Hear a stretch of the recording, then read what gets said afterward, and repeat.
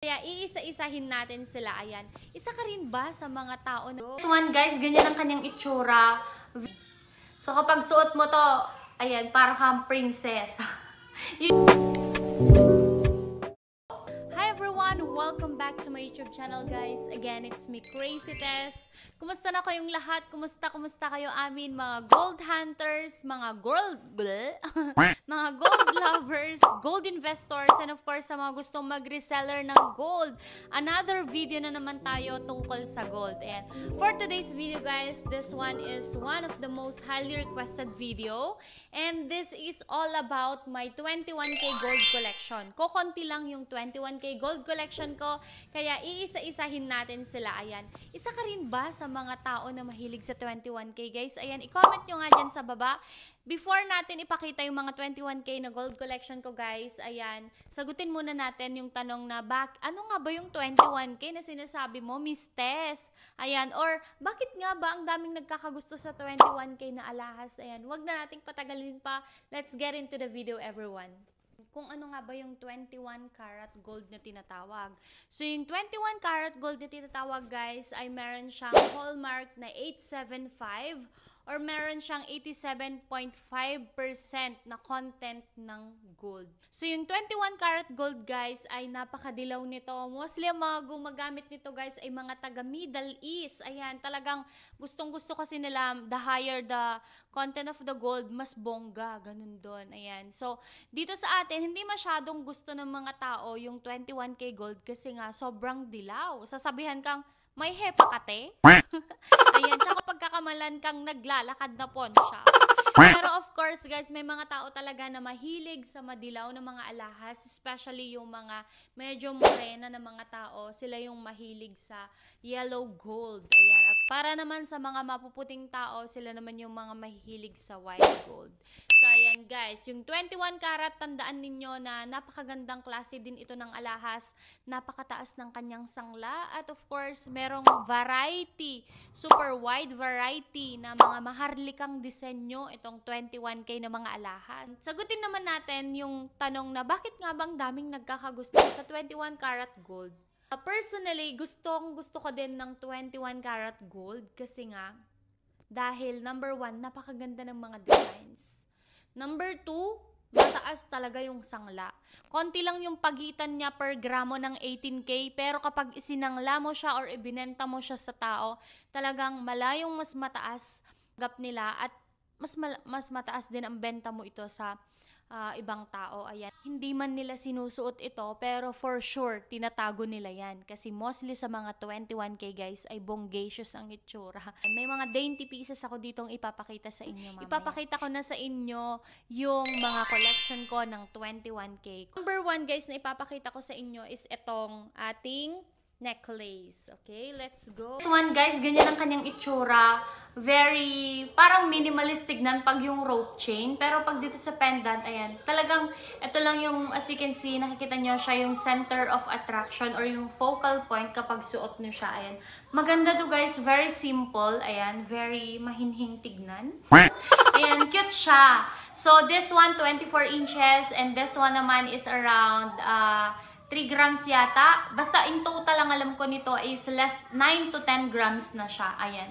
Nabili ko lang ito dati guys sa Cebuana ng 3,750 per gram. And ito, sobrang mura pa nun kasi it's been a very long time na nabili ko siya. So let's move on to the rings. Ayan, meron ako ditong ring.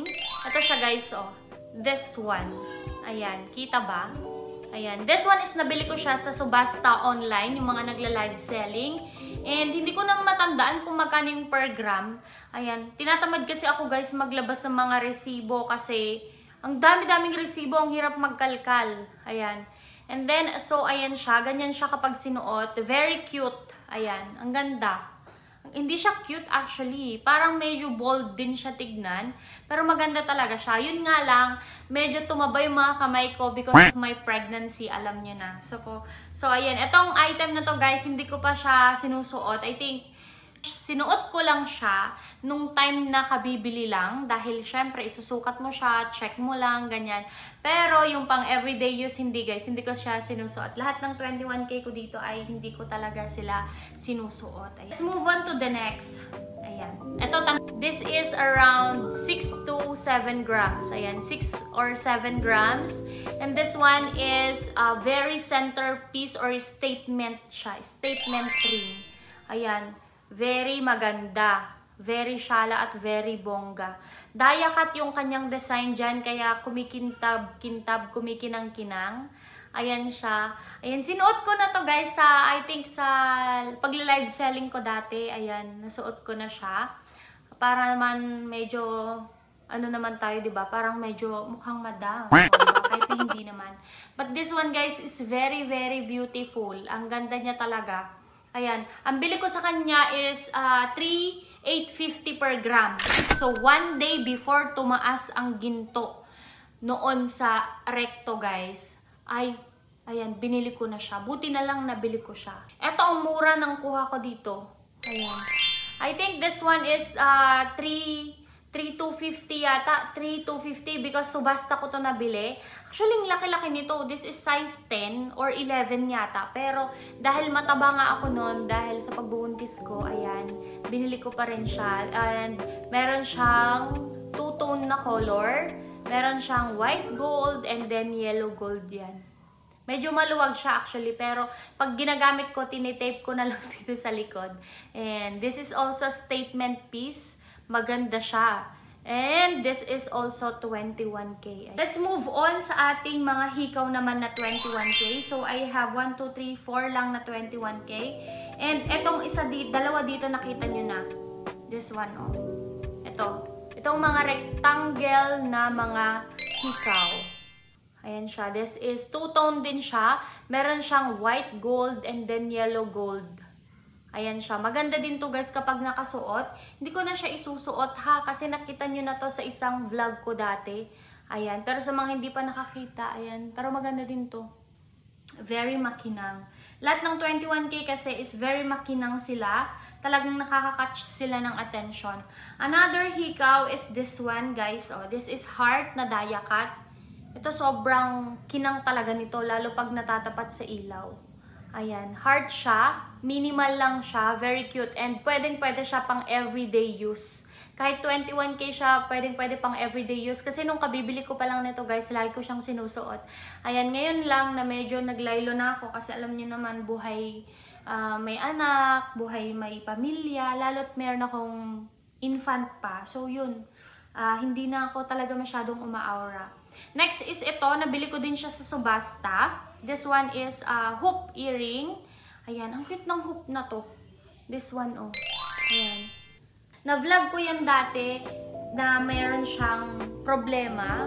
Mabilis siya matanggal. Pero, nagawan ko na siya ng paraan. So, lalagyan mo lang siya ng lock. Thank you to, Sir Raven Marsha. So, siya yung nag-ano sa akin. Nagsabi na dapat lagyan daw ng silicone sa likod. Yan na yung pinakapakaw niya. Ayan. So, ganyan siya kapag nakasuot. O, diba? Ayan. Maganda po talaga siya. And this one is around 3.2 grams. Parang ganun. And mura lang din to noon. Kasi so, subasta lang siya. Sa live selling ko din siya nabili. Ayan. O, diba? Ayan. Pakintab na tayo ng pakintab. And of course, for the last piece, ayan. For the last piece, ito yung pinaka-favorite ko sa kanilang lahat. Super shala. Ayan. So, kapag suot mo to, ayan, para kang princess. Yun yung tingin ko pag suot ko to.